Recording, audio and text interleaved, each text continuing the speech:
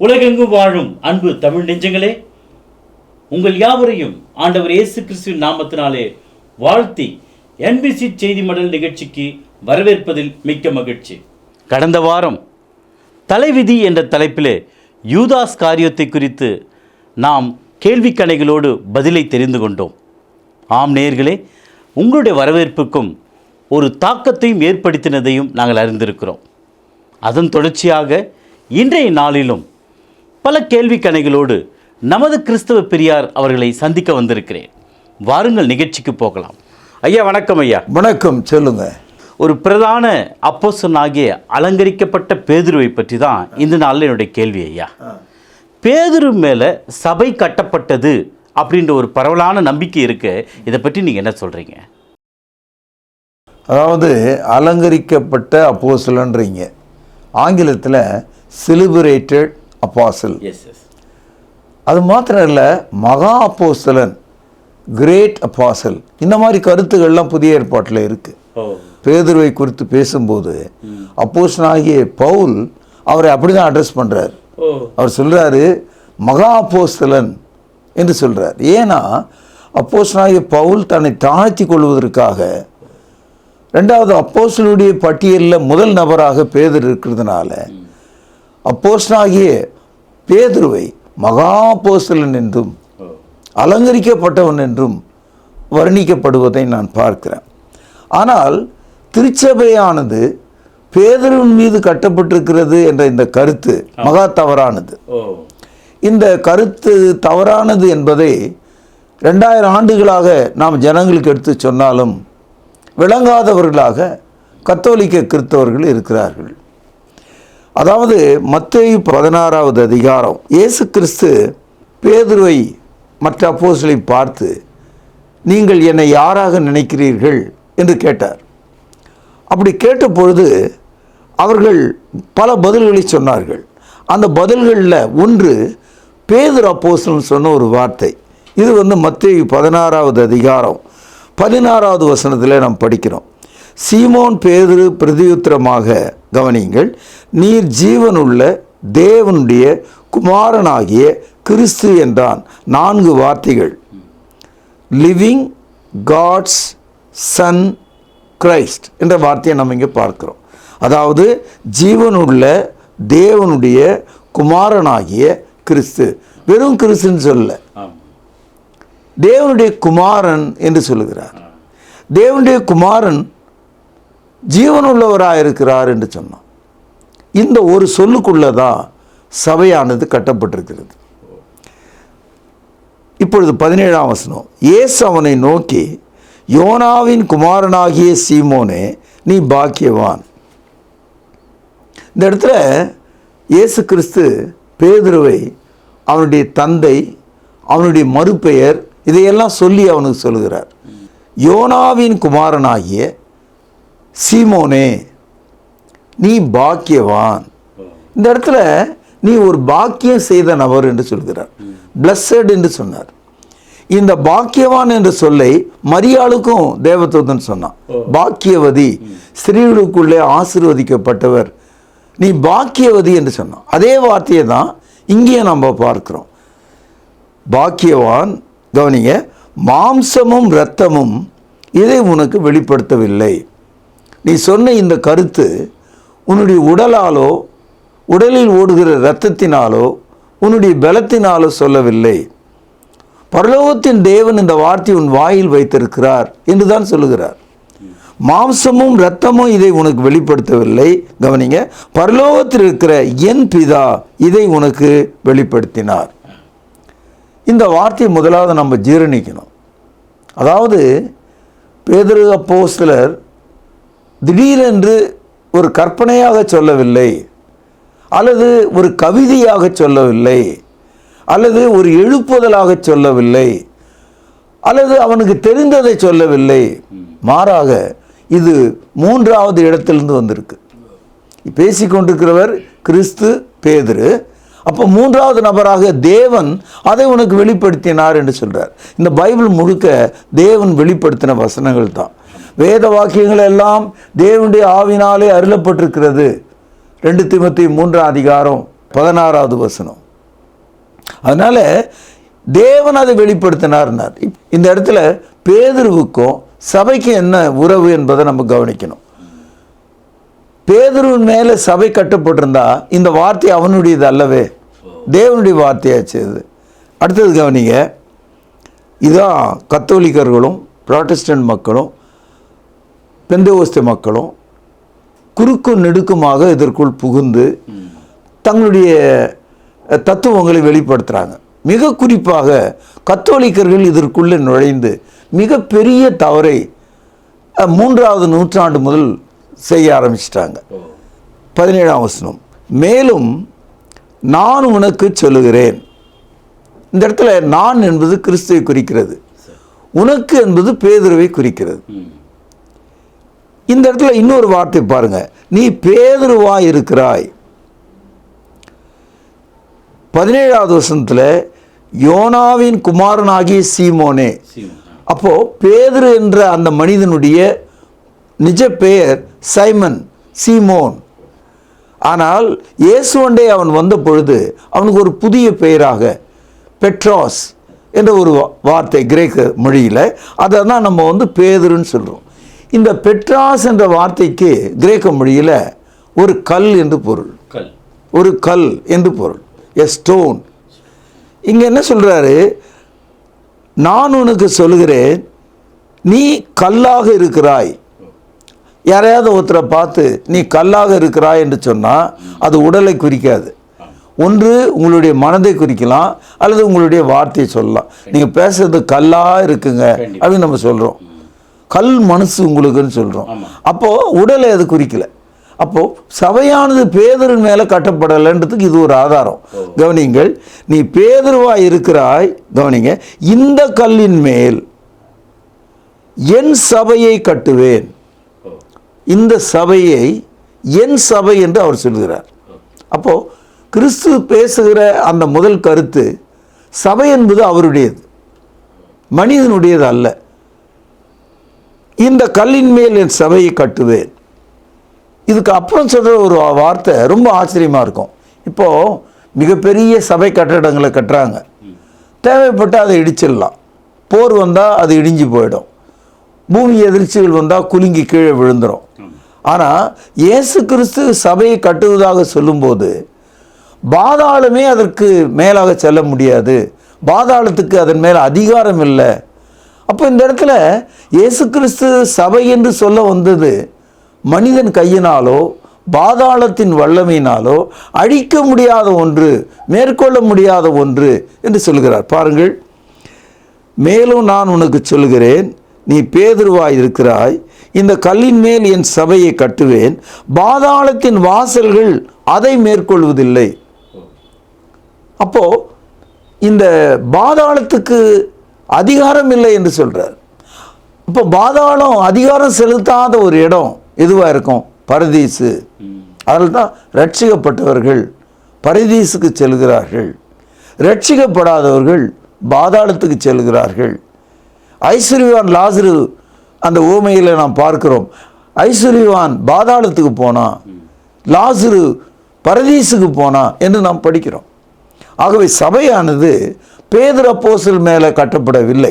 ஆனால் கத்தோலிக்கர்கள் இந்த வசனத்தை கொண்டுதான் பேதுருவின் மேலே சபை கட்டப்பட்டிருக்கிறது என்று கடந்த 17 நூற்றாண்டுகளாக வலுவாக சொல்லிக்கொண்டு அவர்கள் இதைத்தான் ஆதாரமாக காண்பிக்கிறார்கள்.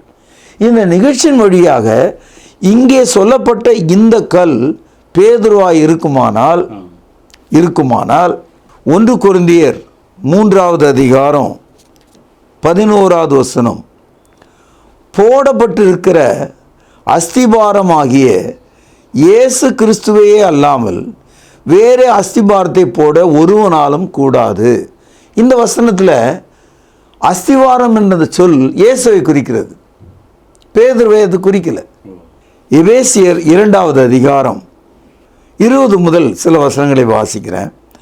அப்போஸ்தலர் தீர்க்கதரிசிகள் என்பவர்களுடைய அஸ்திபாரத்தின் மேல் கட்டப்பட்டவர்களுமாயிருக்கிறீர்கள். கவனிங்க, அதற்கு இயேசு கிறிஸ்து தாமே மூலைக்கல்லாக இருக்கிறார். இப்போ சபை கிறிஸ்துவின் மீது கட்டப்பட்டிருக்கிறது. கிறிஸ்து தான் அந்த கல், கிறிஸ்து தான் அந்த அஸ்திவாரம் என்று நமக்கு வழங்குகிறது. எபேசியர் 2வது அதிகாரம் 21வது வசனம், அவர் மேல் மாளிகை முழுவதும் இசைவாய் இணைக்கப்பட்டு கர்த்தருக்குள் பரிசுத்த ஆலயமாக எழும்புகிறது.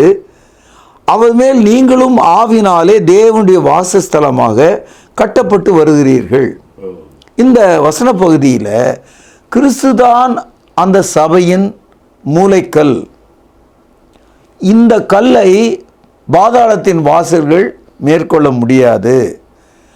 அந்த கல்லின் மீது ரட்சிக்கப்பட்ட ஒவ்வொரு கிறிஸ்தவனும் கட்டி தேவன் ஆலயமாக அதை எழுப்புகிறார், சபையாக எழுப்புகிறார் என்ற இந்த கருத்தை நம்ம இங்கே பார்க்கிறோம்.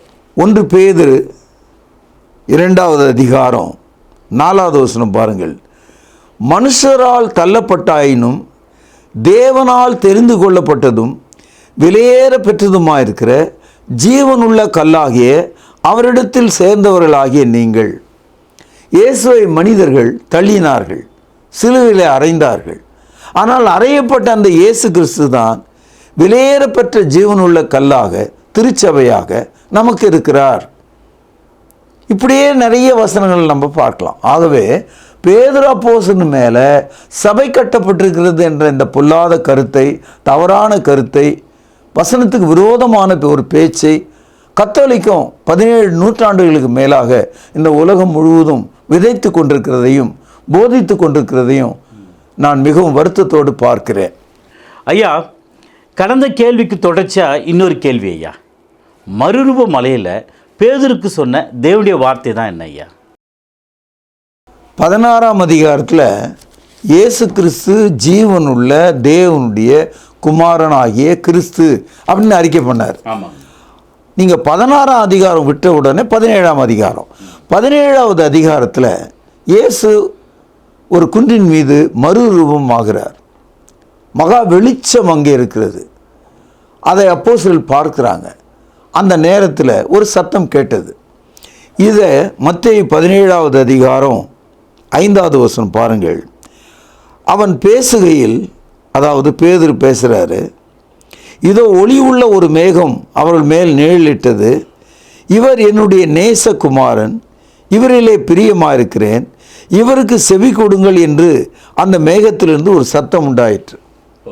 ஆக பேதுரு அப்போஸ்தலர் மத்தேயு 16:18 இந்த கல்லின் மேல் என் சபையை கட்டுவேன் என்று கிறிஸ்து சொன்னாரே, அந்த வார்த்தை உறுதிப்படுத்துகிற வகையில் மத்தேயு 17:5 நாம் பார்க்கிறோம், இவர் என்னுடைய நேசகுமாரன், இவரிலே நான் பிரியமாக இருக்கிறேன், இவருக்கு செவி கொடுங்கள். அப்படியானால் பேதுரு இயேசுவுக்கு செவி கொடுக்கணும், மற்ற அப்போஸ்தலனும் இயேசுவுக்கு செவி கொடுக்கணும், நீங்களும் நானும் இயேசுவுக்கு செவி கொடுக்கணும். ஏனென்றால் அவரே கன்மலை, அவரே அந்த கல், அவரே ஜீவனுள்ள குமாரன். ஆகவே அவருடைய வார்த்தை உறுதிப்படுத்தப்பட்டிருக்கிறத நாம் இங்கே பார்க்கிறோம். ஐயா, இன்னொரு கேள்வி ஐயா. கெத்செமனே தோட்டத்தில் யூதாஸ் காரியோத்து இயேசு கிறிஸ்துவை காட்டி கொடுக்க வரும்பொழுது பிரதான ஆசானுடைய காதை பேதுரு வெட்டினார, இது நியாயமா ஐயா? நியாயம் இல்லை. ஆனால் அது ஒரு தீர்க்க தரிசனத்தினுடைய நிறைவேறுதலாக இருந்தது. ஆமாம். உதாரணமாக லூக்கா 22ஆம் அதிகாரம் 37வது வசனம், அக்கிரமக்காரில் ஒருவராக எண்ணப்பட்டார் என்று எழுதியிருக்கிற வாக்கியம் என்னிடத்தில் நிறைவேற வேண்டியது என்று உங்களுக்கு சொல்கிறேன். என்னை பற்றிய காரியங்கள் முடிவு பெறும் காலம் வந்திருக்கிறது.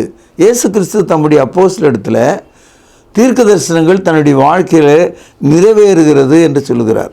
அதில் நிறைவேறுகிற ஒரு விஷயம் ஏசாயா 53வது அதிகாரம் 9வது வசனத்தில், அவர் அக்கிரமக்காரரில் ஒருவராக எண்ணப்பட்டார், திருடனோடு திருடனாக எண்ணப்பட்டார், கொலைக்காரனோடு கொலைக்காரனாக எண்ணப்பட்டார். அந்த வசனம் நிறைவேறத்தக்கதாக இயேசு தன்னுடைய அப்போஸ்தலரிடத்தில், உங்களிடத்தில் ஒரு சின்ன பட்டயம் இருந்தால் எடுத்து வச்சுக்கோங்க, அதை வெட்டுறதுக்காக வச்சுக்கன்னு சொல்லல, அந்த வசனம் நிறைவேறுவதற்காக, தான் ஒரு அக்கிரமக்காரராக அடையாளம் காட்டப்பட வேண்டும் என்பதற்காக அவர் அதை சொல்கிறார். அந்த நேரத்தில் யூதாஸ் அவரை முத்தமிட வந்தபோது பேதுருக்கு வந்த கோபத்தில் தன் பட்டயத்தை எடுத்து பிரதான ஆசாரியனுடைய ஒரு வேலைக்காரன், அவன் பேர் மல்கூஸ், அவனுடைய காது அற வெட்டினான் என்று படிக்கிறோம். லூக்கா 22வது அதிகாரம் 48வது வசனம். இயேசு அவனை நோக்கி, யூதாசே, முத்தத்தினாலேயே மனுஷகுமாரனை காட்டி கொடுக்கிறாய் என்றார். அவரை சூழ்ந்திருந்தவர்கள் நடக்கப் போகிறதை கண்டு, ஆண்டவரே, பட்டயத்தினால் வெட்டுவோமா என்றார்கள். அந்தபடி அவர்களில் ஒருவன் பிரதான ஆசாரியனுடைய வேலைக்காரனுடைய வலது காதர வெட்டினான். இதை செய்தவர் பேதுரு தான். அதாவது பேதுரு வலுவான ஒரு மீனவர் மட்டுமல்ல, திடமான கரங்களை உடையவர். அவருடைய கைக்கும் கத்திக்கும் எப்பொழுதுமே ரொம்ப ஐக்கியம் உண்டு. எதையும் வெட்டி பழக்கம் உள்ள ஆள். பழைய ஏற்பாட்டு நியாயப்பிரமாணத்தின்படி அந்த கத்தியை அவனுடைய நெஞ்சில் குத்திருந்தான் அவன் செத்துருவான். அப்போ இவன் கொலைகாரன் ஆகிடுவான். நீங்கள் நல்லா கவனிச்சிங்கன்னா, அவன் முகத்தை காயப்படுத்தும் போது காது அற வெட்டினான். Only cut sliced the ear, அவ்வளோதான். இந்த காது துண்டாச்சு, அவ்வளோதான். வேற ஏதாவது காயப்படுத்தியிருந்தா இவனை தூக்கி உள்ளே போட்டுருவாங்க, கொலைகாரன் ஆகிட்டு இருப்பான், மர்டர் ஆகிட்டு இருப்பான். இயேசு கிறிஸ்து உயிரோடு இருந்தபோது அவர் செய்த கடைசி அற்புதம், இயேசு குனிந்து அந்த காதை எடுத்து அந்த வெட்டப்பட்ட இடத்துல, ரத்தம் ஒழுகிற இடத்துல கொண்டு போய் கிட்ட அப்படி கொண்டு போனார். அது ஒட்டி கொண்டது. 51வது வசனத்தில் பார்க்கிறோம். அப்பொழுது இயேசு, இம்மட்டில் நிறுத்துங்கள் என்று சொல்லி அவனுடைய காதை தொட்டு அவனை சுஸ்தமாக்கினார். This is the last miracle before his death. கிறிஸ்துவனுடைய மரணத்துக்கு முன்னால் நிகழ்ந்த கடைசி அற்புதம் இதுதான். மல்குஸினுடைய காது ஒட்டி கொண்டது, அதோடு அது முடிஞ்சது. ஆகவே பேதுரு அப்போஸ்தலர் மிகவும் வைராக்கியம் உள்ள ஒரு மனிதனாக, கரேஜியஸ் மேன், தைரியம் உள்ள ஒரு மனிதனாக, மகா பெரிய வேகம் உள்ள ஒரு மனிதன். அதனால தான் சிறப்பான அப்போஸ்தலராக அவர் கருதப்படுகிறார். அப்படியானால் ஐயா, பேதுரு 3 முறை இயேசு கிறிஸ்து மறுதளிச்சார் ஐயா. இதை எப்படி நீங்கள் பார்க்குறீங்க? அவர் ஒரு மனிதன். அவருடைய உடலும் அவர் உள்ளே ஓடுகிற இரத்தமும் பலவீனமானது. ஏசு சொன்னார், மாம்சம் பலவீனமானது, ஆவியோ உற்சாகம் உள்ளது. ஃப்ளஷ் இஸ் வீக் என்று ஏசுநாதர் சொல்கிறார். அப்போது பேதுரு அப்போஸ்தலர் கூட ஒரு பலவீனமான மனிதன் தான். அவன் என்னமோ ஒரு தேவ தூதன் கிடையாது. அது மாத்திரம் இல்லை, அவன் கொஞ்சம் பெருமை பேசினான். எல்லாரும் ஓடி போனாலும் நான் உண்மை விட்டு ஓட மாட்டேன், எல்லாரும் உண்மை மறுதளித்தாலும் நான் உண்மை மறுதளிக்க மாட்டேன் அப்படின்னு சொன்னார். அப்போ இயேசு கிறிஸ்து சொன்னார், இன்று இரவில் நீ என்னை 3 தரம் மறுதளிப்பாய் என்று சொன்னார். லூக்கா 22ஆம் அதிகாரம் 34வது வசனத்தில் பார்க்கிறோம். அவர் அவனை நோக்கி, பேதுருவே, இன்றைக்கு சேவல் கூவுவதற்கு முன்னே நீ என்னை அறிந்திருக்கிறதை 3 தரம் மறுதளிப்பாய் என்று உனக்கு சொல்கிறேன் என்றார். அப்போது இயேசு கிறிஸ்து தீர்க்க தரிசனமாக அவன் எவ்வளோ பலவீனமானவன் என்பதை ஞாபகப்படுத்தும்படி இன்னைக்கு இரவு முடிவதற்கு முன்பாக, விடியற் காலத்துக்கு முன்பாக, சேவல் கூவுவதற்கு முன்பாக 3 முறை மறுதளிப்பாய், மிக தெளிவாக சொன்னார். அந்த வார்த்தை அப்படியே நிகழ்ந்தது. இதை லூக்கா 22ஆம் அதிகாரம் 57 முதல் 60 வசனத்தில் 3 முறை அவர் மறுதளித்ததை பார்க்கிறோம். அதற்கு அவன், ஸ்திரீயே, அவனை அறியேன் என்று மறுதளித்தான். 58வது வசனம், பேதுரு, மனுஷனே, நான் அல்ல என்றான். 60வது வசனம், பேதுரு, மனுஷனே, நீ சொல்கிறதை அறியேன் என்றான். அவன் இப்படி சொல்லின உடனே சேவல் கூவிற்று. ஆகவே பேதுரு ஒரு பலவீனமான மனிதனாக சரீரத்தில் இருந்தால், சிலுவைக்கு முன்னால், பரிசுத்த ஆவி ஊற்றப்படுவதற்கு முன்னால் ஒரு பலவீனமான மனிதனாக தான் இருக்கார். ஆனால் சிலுவைக்கு பின்னால், உயிர்த்தெழுதலுக்கு பின்னால், பரிசுத்த ஆவி ஊற்றப்பட்ட போது இந்த மாதிரியாக அவர் இல்லை. அவர் தன்னுடைய தலையை இயேசுக்காக கொடுக்கிறவராக இருந்தார். வலிமையாக இயேசுக்கான சாட்சியாக இருந்தார். நான் அவரை அறியேன் என்று சொன்ன அதே ஆள் தான் எல்லா மக்களுக்கு முன்னால் பெந்தெகோஸ்தே தினம் என்று நான் அவருக்கு சாட்சி என்று சொன்னார். இந்த தேவன் இயேசுவை எழுப்பினார், நீங்கள் அவரை சிலுவையில் அறைந்தீர்கள், இதற்கு நான் சாட்சி என்று சொன்னார். இதை அப்போஸ்தலர் நடபடிகள் 2வது அதிகாரம் 14வது வசனம். அப்பொழுது பேதுரு 11 கூட எழுந்து நின்று அந்த ஜனங்களுக்கு முன்னால் பேசுகிறார். அவருடைய முதல் பிரசங்கத்தை நம்ம அப்படியே கேட்டுக்கிட்டே வந்தீங்கன்னா 32வது வசனத்தில், இந்த இயேசுவை தேவன் எழுப்பினார், இதற்கு நாங்கள் எல்லாரும் சாட்சிகளாக இருக்கிறோம். இப்போ அவர் மறுதளிக்கலையே. இயேசுனுடைய மரண அடக்கம் உயிர்த்தெழுதலை மிக திடகாத்திரமாக அன்றைய கோபமுள்ள யூதர்களுக்கு அவர் அறிவித்தாரே. அதனால் மாம்சம் பலவீனமானது என்பதை அது நமக்கு காண்பிக்கிறது. அது மாத்திரம் இல்லை, இயேசு கிறிஸ்துவை பின்பற்றின இதே அப்போஸ்தலர் ஒரு ரோம நூற்றுக்கு அதிபதி அவருடைய காலில் வந்து விழும்போது அவனை தூக்கி அந்த பெரிய அதிகாரியை பார்த்து, ஐயா என் காலில் விழாதீங்க, நான் ஒரு மனுஷன்தான் அப்படின்னு சொல்கிறார். பாருங்கள், அப்போஸ்தலர் நடபடிகள் 10வது அதிகாரம் 25-26 வசனங்கள். பேதுரு உள்ளே பிரவேசிக்கிற பொழுது கொர்நேலியு அவனுக்கு எதிர்கொண்டு போய் அவன் பாதத்தில் விழுந்து பணிந்து கொண்டான். பேதுரு அவனை தூக்கி எடுத்து, எழுந்திரும், நானும் ஒரு மனுஷன் தான் என்றான். இந்த இடத்துல பேதுரு அப்போஸ்தலர் தேவனுடைய மகிமையும் கிறிஸ்துவனுடைய மகிமையும் எடுத்துக்கொள்கிறவராக இல்லை. அவர் ஒரு மனிதனாகவே தன்னை பார்க்கிறார். அவரை தூக்கி எடுக்கிறார். முதல்ல இயேசு அவர் சந்திக்க வந்தப்போ என்ன சொன்னார் தெரியுங்களா? நான் ஒரு பாவி ஐயா அப்படின்னு சொல்லியிருக்கார்.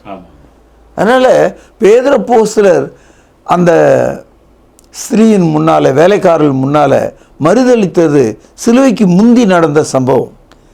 சிலுவைக்கு பிந்தி நீங்கள் பார்த்தீங்கன்னா அவர் அலங்கரிக்கப்பட்ட அப்போஸ்தலராகவும் மகா அப்போஸ்தலராகவும் அப்போஸ்தலருடைய மத்தியில் ஒரு முன் செல்கிற ஒரு மனிதராகவும் இருந்திருக்கிறார். பேதுரு அப்போஸ்தலருக்கு ஐயா திருச்சபையை வழிநடத்தக்கூடிய தனிப்பட்ட அதிகாரம் கொடுக்கப்பட்டதா?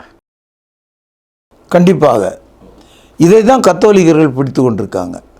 அதாவது பேதுரு தான் முதல் போப் அப்படின்னு அவங்க சொல்கிறதுக்கு எத்தனையோ காரணங்கள். அதில் ஒன்று, இயேசு கிறிஸ்து பேதுருவை சபை மேய்க்கும் பணியை, அந்த தனித்துவத்தை தேவன் அவருக்கு கொடுத்தார் என்று அவர்கள் அடையாளம் காட்டுற பகுதி இதுதான். இது வந்து போஸ்ட் ரிசரக்ஷன், இயேசு உயிர்த்தெழுந்த பிறகு நடந்த ஒரு சம்பவம். உங்களுக்கு தெரியும், இயேசு கிறிஸ்துவை 3 முறை அவர் மறுதளித்தார் இல்லையா? அதே வார்த்தையை இயேசு கிறிஸ்து 3 முறை அவனுக்கு சொல்கிறார். அந்த 3 முறை என்னன்னு பாருங்க. இதை யோவான் 21வது அதிகாரம் 15வது வசனத்தில், அவர் என் ஆட்டுக்குட்டிகளை மேய்ப்பாயாக என்றார். மறுபடியும் 16வது வசனம் பாருங்கள். 2ஆம் தரம் அவனை நோக்கி, கடைசி வரி பாருங்கள், அவர் என் ஆடுகளை மேய்ப்பாயாக என்றார். 17ஆம் வசனம் பாருங்கள். 3ஆம் தரம் அவனை நோக்கி, யோனாவின் குமாரனாகிய சீமோனே, நீ என்னை நேசிக்கிறாயா என்றார். என்னை நேசிக்கிறாயா என்று அவர் 3ஆம் தரம் கேட்டபடியினால் பேதுரு துக்கப்பட்டு, ஆண்டவரே, நீர் எல்லாவற்றையும் அறிந்திருக்கிறீர், நான் உம்மை நேசிக்கிறேன் என்பதையும் நீர் அறிவீர் என்றான். இயேசு என் ஆடுகளை மேய்ப்பாயாக என்றார். இந்த 3 வசனத்தில் உயிர்த்தெழுந்த இயேசு பரமேறுவதற்கு முன்பாக பேதுரு அப்போஸ்தலரிடத்தில் அவனுடைய இருதயத்தை நோக்கி, அவனுடைய மனசாட்சியை நோக்கி, என் ஆடுகளை மேய்க்கும் பணியை உனக்கு தருகிறேன் என்று சொன்னார். இதை தான் வந்து கத்தோலிக்கம் தங்களுடைய அடிப்படை உபதேசமாக வைத்திருக்கிறது. இப்போ பேதுரு இருக்கிறார்னா இல்லை, அவர் மரித்து விட்டார். பேதுரு எங்கே மரித்தார்னு நீங்கள் கேட்டீங்க. பேதுரு ரோமாபுரியில் மரித்தார் என்ற ஒரு வரலாறு இருக்கிறது. அவருக்கு ஒரு கல்லறை வாடிகன் நகரத்தில் இருக்கிறது. மெய்யாகவே இயேசு கிறிஸ்து அப்போஸ்தலனாகிய பேதுருவை என் ஆடுகளை மேய்ப்பாயாக என்ற அந்த வசனம், அவர் சொன்ன அந்த சத்தியம் நிறைவேறியது. காரணம் என்னன்னு சொன்னால், அப்போஸ்தலர் நடபடிகள் 2வது அதிகாரம் முழுக்க 14வது வசனம் நீங்கள் பார்த்தீங்கன்னா பேதுரு தான் பேசிகிட்டு இருக்கார். அப்படியே நம்ம தொடர்ந்து 4ஆம் அதிகாரத்தை நீங்கள் பார்த்தீங்கன்னா பேதுரு தான் அங்கே தொடர்ந்து பேசி கொண்டிருக்கிறார்.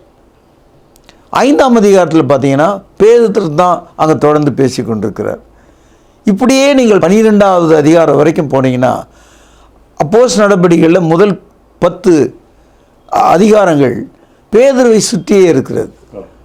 15வது அதிகாரத்தில் எருசலேம் திருச்சபையில் அவர் முதன்மையான ஒரு மனிதராக இருந்து நியாயங்களை அவர்களுக்கு சொல்லி கொண்டிருந்தார் என்ற ஒரு கருத்தை நம்ம படிக்கிறோம். ஆகவே அப்போஸ்தலர் Peter was a great and celebrated an apostle. ஐயா, இன்றைய என்பிசி செய்தி மடலில் பேதுரு ஒரு அலங்கரிக்கப்பட்டவர் என்பதை வேத ஆதாரங்களோட மிகவும் சிறப்பாக எடுத்து சொன்னீங்க. மிக்க நன்றிங்க. நன்றி. நேயர்களே, தொடர்ந்து என்பிசி செய்தி மடலை பாருங்கள், அநேகருக்கு அறிமுகப்படுத்துங்கள். இது ஒரு கிறிஸ்தவ விழிப்புணர்வு நிகழ்ச்சி என்பதை மறந்து விடாதீர்கள். அதுவரை உங்களிடமிருந்து விடைபெறுவது உங்கள் அன்பு அறிவிப்பாளன் சார்லஸ் எஸ் குணசேகரன். நன்றி, வணக்கம். 21வது அதிகாரம் 15வது வசனத்தில் அவர் என் ஆட்டுக்குட்டிகளை மேய்ப்பாயாக என்றார். மறுபடியும் 16வது வசனம் பாருங்கள். 2ஆம் தரம் அவனை நோக்கி, கடைசி வரி பாருங்கள், அவர் என் ஆடுகளை மேய்ப்பாயாக என்றார். 17ஆம் வசனம் பாருங்கள்.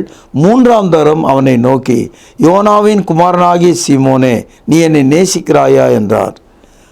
என்னை நேசிக்கிறாயா என்று அவர் 3ஆம் தரம் கேட்டபடியினால் பேதுரு துக்கப்பட்டு, ஆண்டவரே, நீர் எல்லாவற்றையும் அறிந்திருக்கிறீர், நான் உம்மை நேசிக்கிறேன் என்பதையும் நீர் அறிவீர் என்றான். இயேசு என் ஆடுகளை மேய்ப்பாயாக என்றார். இந்த 3 வசனத்தில் உயிர்த்தெழுந்த இயேசு பரமேறுவதற்கு முன்பாக பேதுரு அப்போஸ்தலரிடத்தில் அவனுடைய இருதயத்தை நோக்கி, அவனுடைய மனசாட்சியை நோக்கி, என் ஆடுகளை மேய்க்கும் பணியை உனக்கு தருகிறேன் என்று சொன்னார். இதை தான் கத்தோலிக்கம் தங்களுடைய அடிப்படை உபதேசமாக வைத்திருக்கிறது. இப்போ பேதுரு இருக்கிறார்னா இல்லை, அவர் மரித்து விட்டார். பேதுரு எங்கே மரித்தார்னு நீங்கள் கேட்டீங்க. பேதுரு ரோமாபுரியில் மரித்தார் என்ற ஒரு வரலாறு இருக்கிறது. அவருக்கு ஒரு கல்லறை வாடிகன் நகரத்தில் இருக்கிறது. மெய்யாகவே இயேசு கிறிஸ்து அப்போஸ்தலனாகிய பேதுருவை என் ஆடுகளை மேய்ப்பாயாக என்ற அந்த வசனம், அவர் சொன்ன அந்த சத்தியம் நிறைவேறியது. காரணம் என்னன்னு சொன்னால், அப்போஸ்தலர் நடபடிகள் 2வது அதிகாரம் முழுக்க 14வது வசனம் நீங்கள் பார்த்தீங்கன்னா பேதுரு தான் பேசிகிட்டு இருக்கார். அப்படியே நம்ம தொடர்ந்து 4ஆம் அதிகாரத்தை நீங்கள் பார்த்தீங்கன்னா பேதுரு தான் அங்கே தொடர்ந்து பேசி கொண்டிருக்கிறார். 5ஆம் அதிகாரத்தில் பார்த்தீங்கன்னா பேதுரு தான் அங்கே தொடர்ந்து பேசி கொண்டிருக்கிறார். இப்படியே நீங்கள் 10ஆம் அதிகாரம் வரைக்கும் 12வது அதிகாரம் வரைக்கும் போனீங்கன்னா அப்போஸ்தலர் நடபடிகளில் முதல் 10 அதிகாரங்கள் பேதுருவை சுற்றியே இருக்கிறது. 15வது அதிகாரத்தில் எருசலேம் திருச்சபையில் அவர் முதன்மையான ஒரு மனிதராக இருந்து நியாயங்களை அவர்களுக்கு சொல்லி கொண்டிருந்தார் என்ற ஒரு கருத்தை நம்ம படிக்கிறோம். ஆகவே அப்போஸ்தலர் Peter was a great and celebrated an apostle. ஐயா, இன்றைய என்பிசி செய்தி மடலில் பேதுரு ஒரு அலங்கரிக்கப்பட்டவர் என்பதை வேத ஆதாரங்களோட மிகவும் சிறப்பாக எடுத்து சொன்னீங்க. மிக்க நன்றிங்க. நன்றி. நேயர்களே, தொடர்ந்து என்பிசி செய்தி மடலை பாருங்கள், அநேகருக்கு அறிமுகப்படுத்துங்கள். இது ஒரு கிறிஸ்தவ விழிப்புணர்வு நிகழ்ச்சி என்பதை மறந்து விடாதீர்கள். அதுவரை உங்களிடமிருந்து விடைபெறுவது உங்கள் அன்பு அறிவிப்பாளன் சார்லஸ் எஸ் குணசேகரன். நன்றி, வணக்கம். தொடர்பு கொள்ள வேண்டிய முகவரி: திருமறை நேரம், 58 சர்ச் தெரு, குமரன் நகர், சென்னை 6,82,000. செல்போன் 9385500882.